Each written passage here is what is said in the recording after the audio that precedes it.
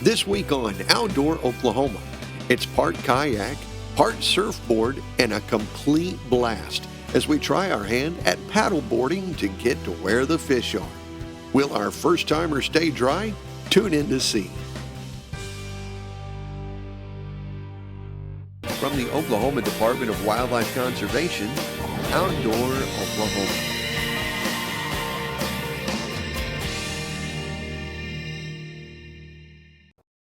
Hi everybody, I'm coming to you today from Crystal Lake. It's one of our close to home fishing areas here on the west side of Oklahoma City, approximately I-40 and MacArthur.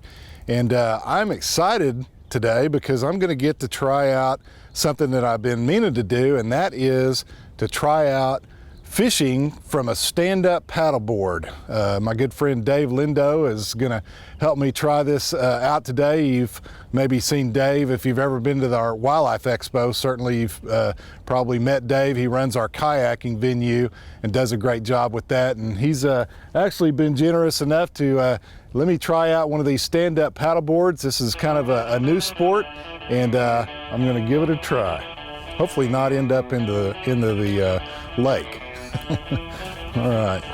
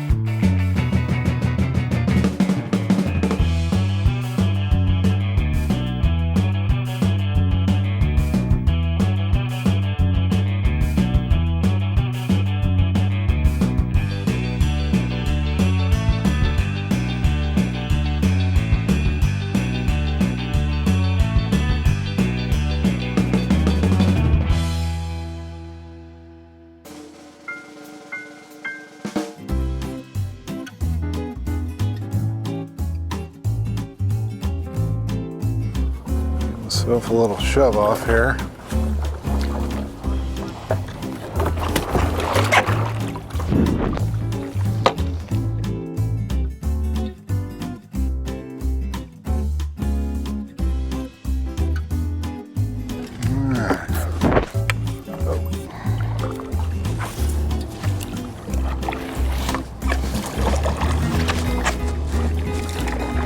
Now I've been assured that if I even stand on the edge of this, that it's not going to flip over and pitch me off in the water, so we'll see.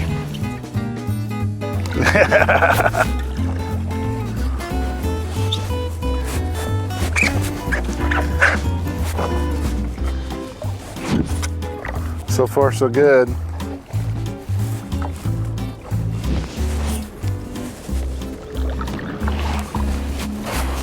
Just give me a canal and I can do like they do in Venice, I guess.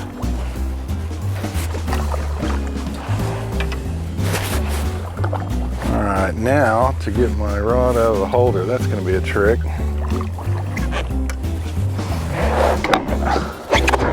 Let's see.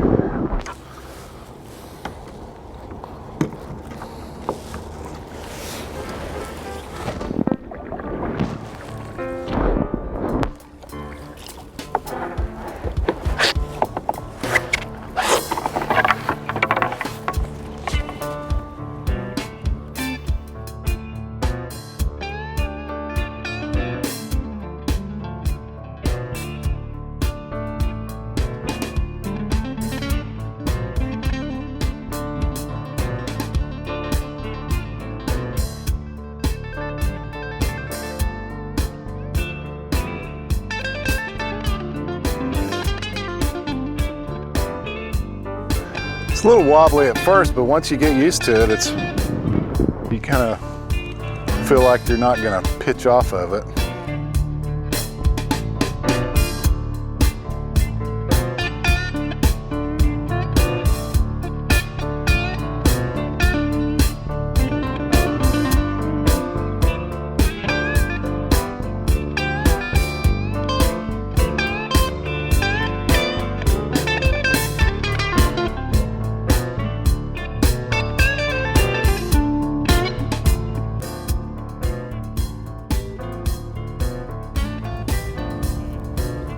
I would use a paddleboard over a kayak when I would like to be able to have a better vantage point over the fish.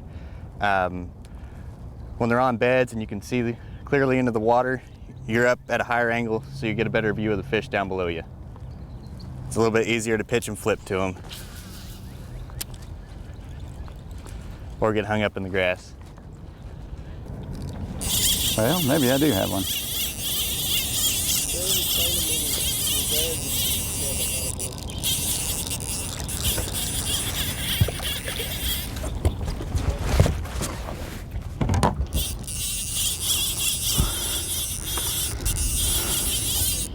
Ah, lost it.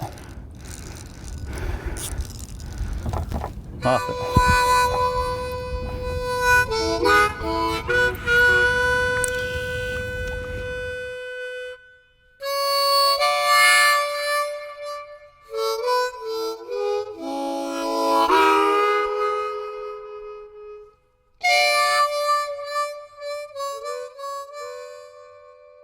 Yeah, so we get asked a lot about the benefits of fishing from a stand-up paddleboard. A lot of the myths we can dispel as well. A lot of people think, well, aren't they tippy? But unlike your typical surfboard, they're a lot wider than your typical surfboard, either flat or a kind of pontoon boat hull on the bottom that gives them a lot of stability. Even if I were to rock this boat side to side, I've still got really, really good stability, and a lot of them are self-bailing. They're lightweight. The big advantage is you can get into the shallow spots. You don't have to have a motor. You don't have to trailer a boat. You can throw them on top of your car, or there's even inflatable stand-up paddleboards that you can actually put in your trunk. Put them in a suitcase, stick them in your trunk, take them on an airplane. But the portability, the convenience. Riley's board over here is lightweight. It weighs like 20-something pounds. It's very lightweight and just a heck of a lot of fun. If you got a pair of polarized glasses on, you can actually see the fish in the water and kind of pick which one you want. So standing up, the vantage point is a lot better.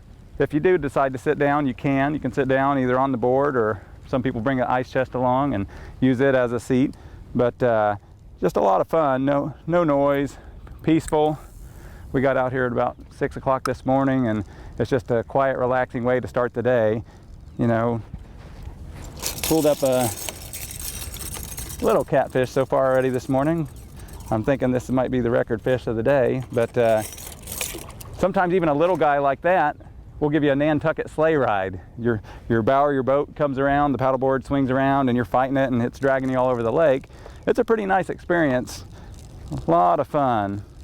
Yeah, so they're gained in popularity quite a bit. You know, they started out on like the Polynesian islands, the coast of Hawaii, and suddenly people said, well, we can do this inland. We can do this in Oklahoma.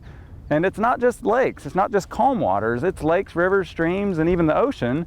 They're doing paddleboarding. You know, the type of boats, the paddleboards we have today, they're real pointed in the nose. That cuts through the water a little bit better, kind of like the shape of a kayak, yet stable enough to stand up on. If you go out to the surf, maybe they're more rounded in the nose, but definitely it is growing and growing in popularity. If you go out to our kayak fishing tournaments and such, oftentimes there'll be folks like us out here today that are out on a paddleboard. So lots of folks fishing from the stand-up paddleboards at the non-motorized tournament events and such. So a lot of fun. I'm more of a minimalist. I don't take much gear with me. There's other folks like Ryan that bring their whole outfit of all different fishing gear and accoutrements, but I like to kind of keep it simple. I'm not the best fisherman, but bring a rod, a few lures or two, and if I catch fish, great. If not, I still had a good time out paddleboarding, standing up, enjoying nature and wildlife, and just real good, peaceful stuff. So. I just got into this paddleboard back in February, and I have kayaked and fished for quite a few years, and came across a paddleboard at the shop, and it said it looked like something fun, something new, something interesting. And crazy enough, when the weather was still in 30 degrees is when I first started getting out on the water in it, and I've yet to fall on it. As many people think, it's easy to tip and everything like that. It's so stable, I had to train my mind to realize I could literally stand on one side, hop on one foot, and not flip this and not fall out. Which worked really good because I actually took it on a bunch of ponds fishing in March for pre-spawn, and we're catching some 3.5 to 5.5 pound largemouth bass on this thing, and it was a blast. Honestly, since I've got on my paddleboard, I don't even spend a whole lot of time on my kayak anymore, just because I enjoy the experience. You can stand, you can kneel, you can sit down and get your feet wet in the water. My kayak, I have it loaded out, so I've got all kinds of gear I got to get ready for it every time I go out. With my paddleboard, I just throw my tackle box on the top, grab my dog, and just pick it up real quick with one hand, nice and easy, load it on the car, and head to my little favorite fishing hole. So it's a great experience. I love it. One of the things I really enjoy is the fact we have a lot of guys that love to fly fish, and getting out on the river and stuff, people think you need some little flat water, something that's nice and stable on these to be able to fish on. Thing weighs 69 pounds, it's stable as can be. It's rated up to class 3 rivers, so there's guys out whitewater boating in these things for stability. But for what that means for a guy that's out trout fishing is you can get into that hole that nobody else can get into, that you can't just sit in and wade. You can kind of move around, get on your board, get on and off, and it's great. I also love it just for the exercise. It's a full body exercise, so it kind of gives my legs a little bit of a workout, my abs and my arms, and I just like it's nice and open. I've even taken one of these out, went fishing one day, and then dadgummit, just missed one. But I've taken it out on this guy and even put my dog, my girlfriend, and a picnic, and went out and had lunch out in the middle of a lake in between fishing in the evening. So it's just it's a lot of fun, and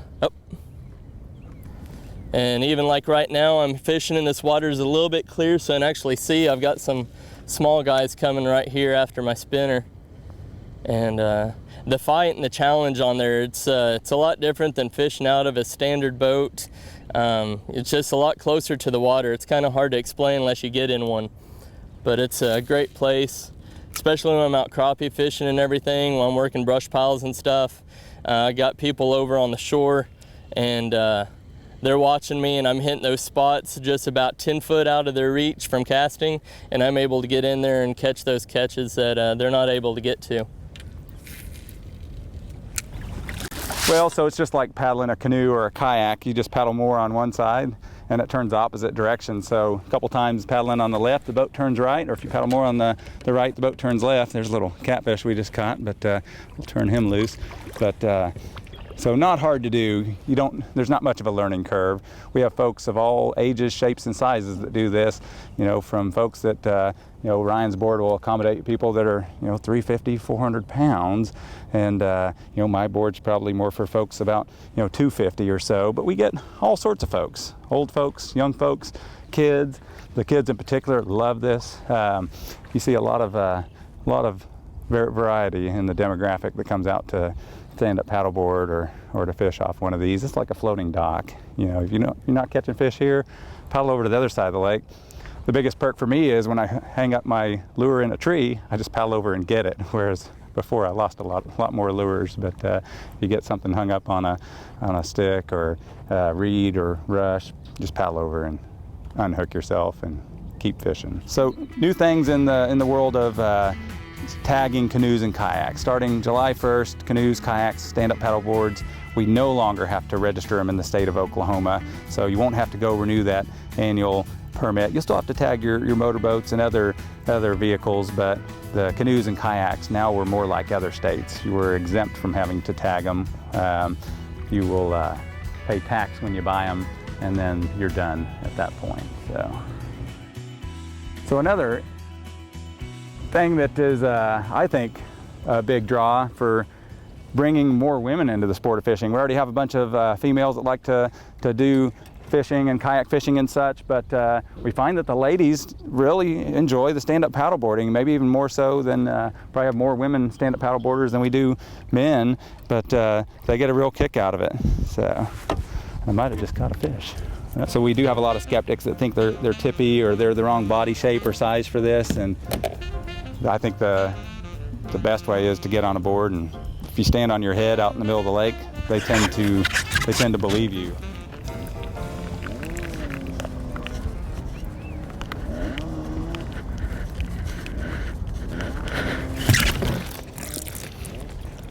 So they're not tippy. You're more likely to fall off of it than you are to tip it over, especially these ones that are made for fishing. They're quite stable. I can even stand on the ice chest and paddle with my whole body standing on top of the ice chest. Well, so far so good. I hadn't wound up into the pond yet. Hopefully I can get up here and some of these fish will cooperate. But why don't we take a break and see what's happening in the outdoors with this week's Outdoor News Report.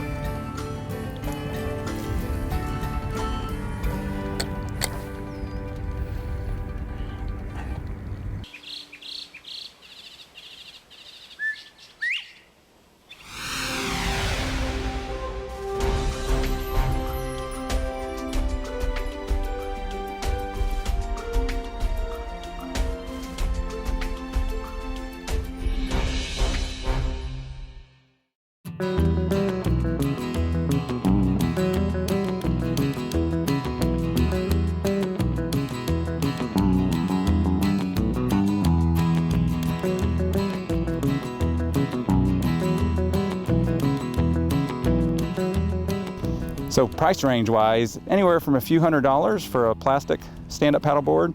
Inflatables range anywhere from a few $100s to about $1,000. And then some paddleboards on the fancier side of things can be several $1,000s, maybe up to $2,000 or better. You know, what are you paying for? They're lighter, they're faster. Sometimes the composite boards and such tend to cost a little bit more. Sometimes you have aesthetic things going on, like fancy inlaid bamboo on the board. But some of those boards can get up there in the price, but you don't have to break the bank to enjoy paddleboarding. You can get out for several $100s, or you can go all out and get something a lot more expensive. It's super duper easy just to throw a board on after work and come out for a paddle or do some fishing, and you're not having to worry about, you know, putting your boat on the trailer or go home and pick up extra equipment. You can just take it right with you, and if you get a little bit of free time, great. That's a big appeal for me. I have a pretty hectic life and hectic schedule. If I have to spend hours and hours getting rigged up and ready to go, that's not going to be convenient. I'm not going to end up going near as much, but being able to jump right on and go at the drop of a hat if you get a few minutes of spare time, that's a big appeal to me. So, but we can rock this thing to the point of ridiculousness, and it's still stable, all right? So again, we dispel a lot of myths about paddleboards. Aren't they tippy? I mean,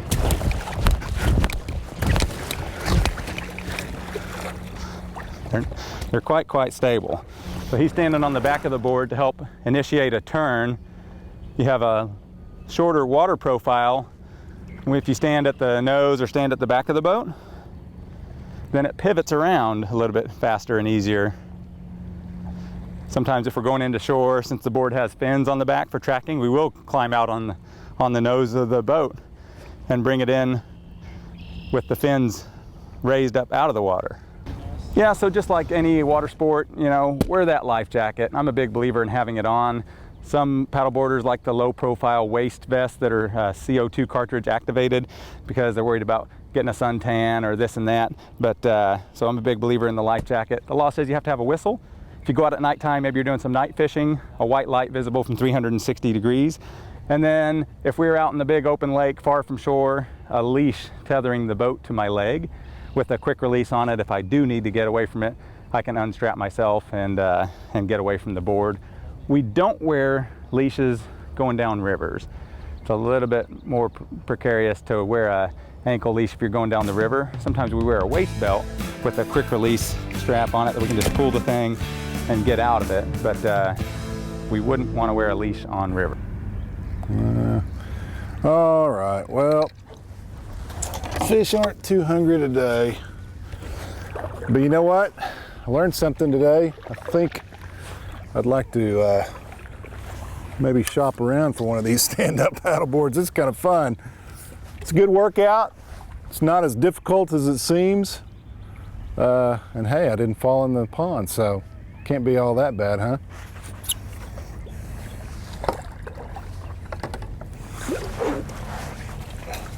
Break my rod there. All right. Good. Awesome. Good job. That's fun.